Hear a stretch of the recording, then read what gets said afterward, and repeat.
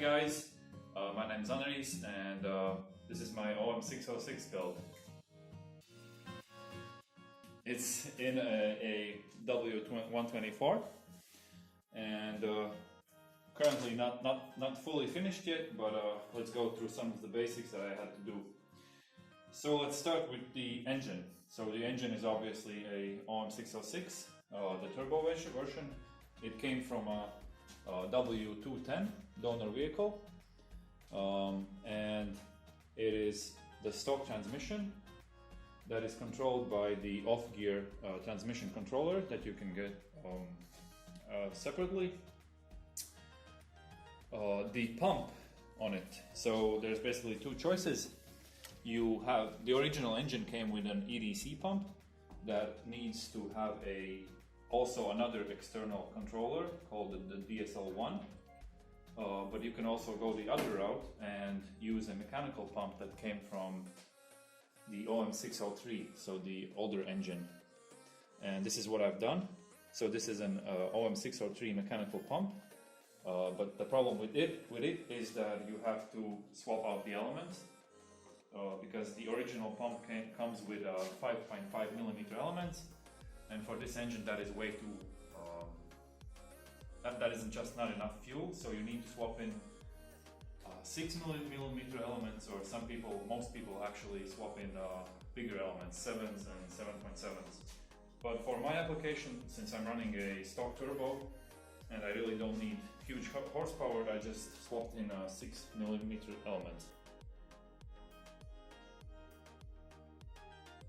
So my car originally came with this engine. Well, no, actually it came with an OM605, and somebody swapped in this, which is an OM602, but it's also a 5-cylinder.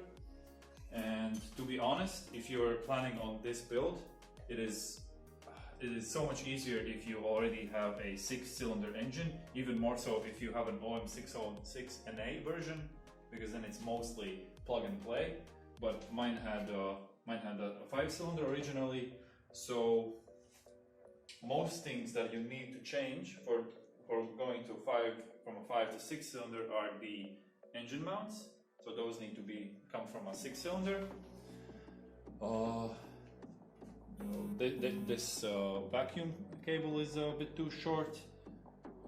One of these lines, the feed line, is you also need to get it from a 6-cylinder engine. What else is there? The radiator. So the 5-cylinder engines came with smaller radiators, so it's a good. You should fit a radiator from a 6-cylinder one, because it's bigger and offers more cooling. And I think, well, there's some other minor things that you need to swap, but they're really minor, basically not a big problem. Alright, so moving on to this side. So if your car originally comes with a OM606 or an OM605, then you have this airbox right there. But if your car comes with a OM602 or 603, then your airbox comes here, and this place is occupied by the windshield washer reservoir. So you obviously have to relocate that, and you have to buy the one that comes here, and you also have to run all the wires for the pumps and the sensors somewhere under here, and so you have to rewire that. So on this side as well, what most people do, which gives benefit, is the cooling mod. So it's tough to see from here, but basically you drill a hole in the water pump housing, and you tap it, and then run a line that's full of cold coolant to the back of the block. And there's a spare port that is used for draining the block of coolant, and you just basically screw that in. And then the idea is that this engine suffers from heat issues in the last cylinder. So when you do this coolant mode, it's said that this improves the heat lowers the temperature in the last cylinder by about 15%. So this is just a nice, easy mod that is that gives you peace of mind that your last cylinder is not overheating. Moving over this side,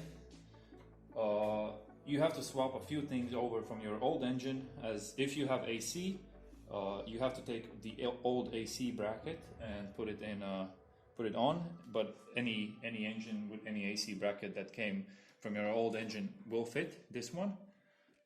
Since my car is a wagon model, I have the SLS system, and you also have to swap the pumps so that you have the SLS. And what else? You also have to fabricate a throttle wire, because you can use the original assembly, but either way you face some issues with it, so you have to basically create your own throttle wire solution. Unless you're running DSL, then it's basically a plug-and-play system. Right here we can see as well the one benefit of the transmission controller is that it also comes and can be used as a boost controller. So here you can see I have a boost line that goes to a boost sensor that I have fed into the transmission controller, and it uses that to basically first tell you the boost, and then it also calculates how hard to shift and when to shift. Alright, so moving on to the interior. So my car was originally a manual, so you also have to deal with swapping out the pedal assemblies, but we have a video on that. It's actually pretty easy. They basically bolt on. You can do it without taking all of the console out, but if you fit this transmission controller in a W124, you have to get this transmission shift lever that comes from a 202. The one from 2010 is a bit too tall and it will stick out. So you have to get one that is from the 202. So for the transmission controller itself, I have it, well, there's many options, but I've routed all the cables behind the center console, and my transmission controller lives down there behind this plastic. I've strapped it down. And then you also have this display that you can use to navigate menus and set up settings. That also has to live somewhere. I'm thinking it will probably sit here in the vent, but I've seen other solutions, and that's up to you basically. So what else? Well, yeah, interior, not much changed. You have to add this and figure a place to put the transmission controller.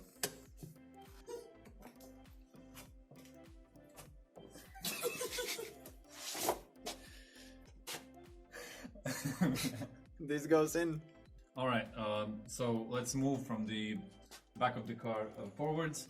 So first, the drive shaft. So my car was a 2.5, so it had a smaller drive shaft. And basically, the drive shaft, from this part of the drive shaft, the length doesn't change. But there are, so my 2.5 drive shaft was smaller, and it also had a smaller splines count. So you have to get a, you have to get a drive shaft that came from a 124 that is either a big petrol engine or a OM606 engine. So because it comes with a fatter drive shaft, and that is mainly due to the fact that when you swap the transmission for a 722.6, which is this, it sits further, so the drive shaft is it's smaller than the one that came especially for me, because my car was a manual. So basically this drive shaft is a bolt-on from, it's a 124 drive shaft that came on an OM606 engine car with the automatic transmission. I've been told that you can also use the first half of the driveshaft that comes from a W210, basically your donor vehicle.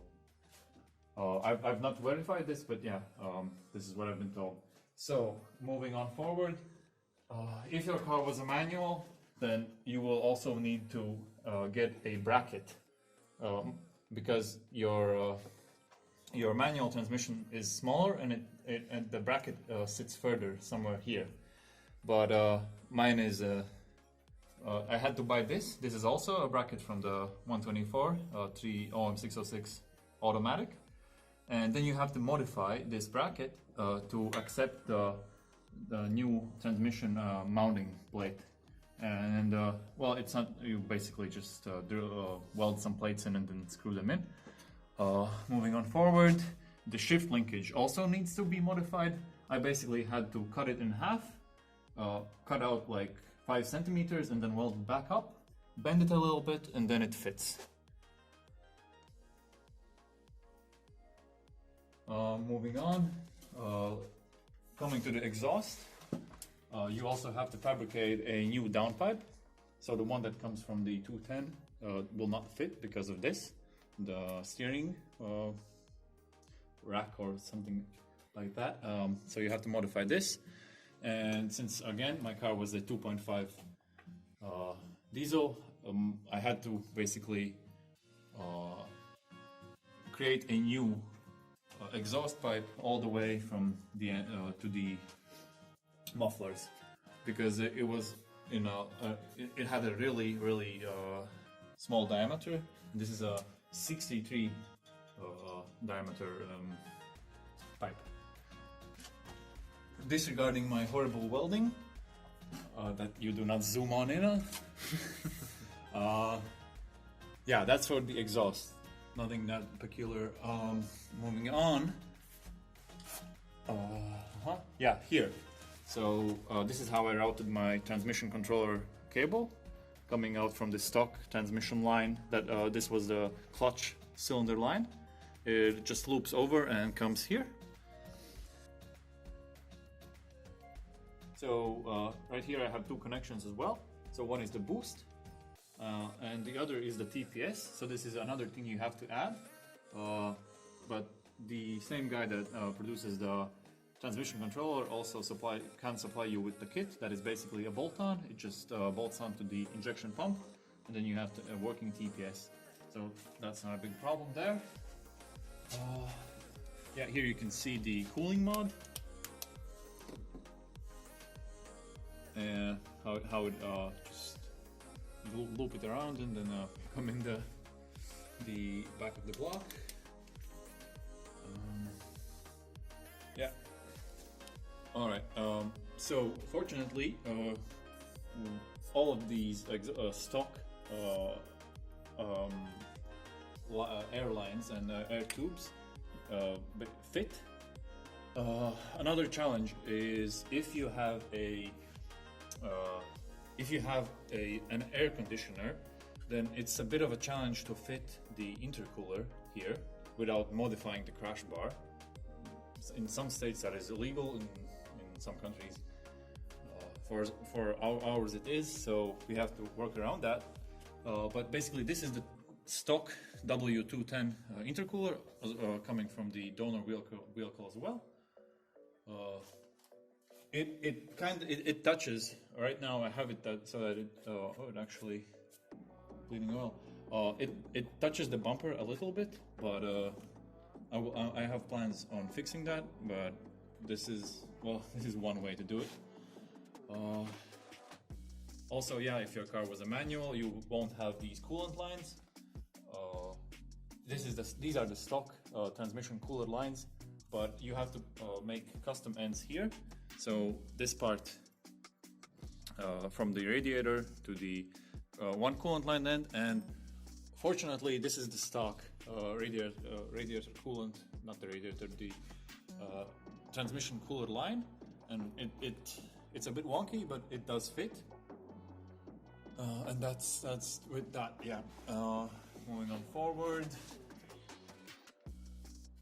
You also have to fit a oil cooler. My oil cooler is currently not fitted. It goes behind here. You can get one from OM603 Turbo 124s came with a oil cooler. So you need to get on oil. If you want to remain stock, you can get one of those, but you can also convert these lines to stock and fittings, and then basically get any oil cooler and mount it wherever you need to. So one more thing, my car, since it was a manual and a low-powered one, came with a very short differential. This is a 391. It's basically one of the shortest, and for this application it's actually pretty bad, because boosted cars do like longer gearing ratios, and I will be changing this out for a longer one. And mine is also very worn out. As you can see here, there's a lot of free play. This is common to all of them basically, but if it's a manual it usually tends to be worse. But yeah, this when driving I really feel this kick. So yeah, this will have to be changed, and that's a little sign off on that. So this has been a small rundown of my build. It's still a work in progress, but hopefully this helps someone in answering some of the questions that you may have. I know that I certainly had lots of questions to when I started this build, and yeah, I hope that I helped somebody. So we also have a more detailed vlog series on our channel, where I go into some of the nitty-gritty details of how I did some specific things. So if you're interested, go ahead and check them out. And don't forget to subscribe.